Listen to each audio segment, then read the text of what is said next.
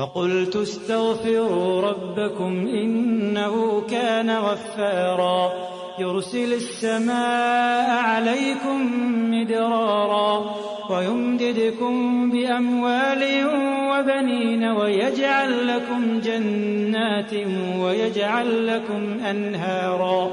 ما لكم لا ترجون لله وقارا وقد خلقكم أطوارا